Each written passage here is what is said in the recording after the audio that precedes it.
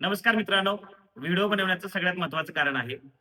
जसं हे notification out झालंय, तिथपासून बऱ्याच विद्यार्थ्यांचे फोन येतात किंवा मेसेज येतात, की सर यावर्षी मुंबईच्या लेखी परीक्षेला नक्की वेळ किती मिळणार आहे? मागच्या वर्षीचा आणि त्याच्या मागच्या वर्षीचा 2 वर्षाचा अनुभव असा आहे, की जिल्ह्यांचे पेपर झाल्यानंतर मुंबईच्या पेपरसाठी आपल्याला 2-3 महिन्याचा एक्स्ट्रा वेळ मिळत होता. यावर्षी मात्र तशी शक्यता फार कमी आहे.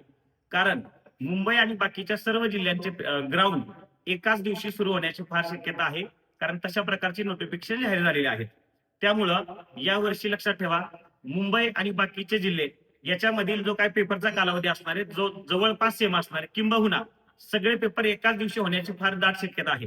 त्यामुळं आपल्याला आता अभ्यास आणि ग्राउंड या दोन्ही गोष्टींचा कसा बॅलन्स करता येईल याच्यावरती फार जास्त लक्ष देणं गरजेचं आहे.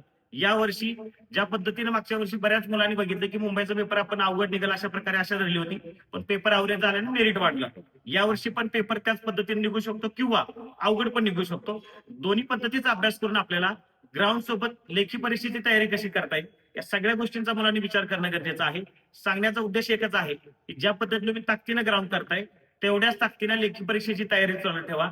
जर आपण लेखी परीक्षेच्या तयारीमध्ये मागे पडलो तर किंबहुना जर आपल्याला ग्राउंड मध्ये चांगली मार्क पडले आणि लेखी मला जर मार्क कमी पडले तर आपण मेरिट मधनं थोडस कमी मार्कानं बाहेर पडू शकतो. त्यामुळे सगळ्यांनी लक्षात ठेवा, दोन्ही बाबी महत्वाच्या आहेत. जेवढा ग्राउंड महत्वाचा आहे तेवढीच लेखी देखील महत्वाची आहे. म्हणून दोन्ही गोष्टीकडे आपल्याला चांगल्या पद्धतीने लक्ष देणं फार गरजेचं आहे. ही गोष्ट विशेष लक्षात ठेवा.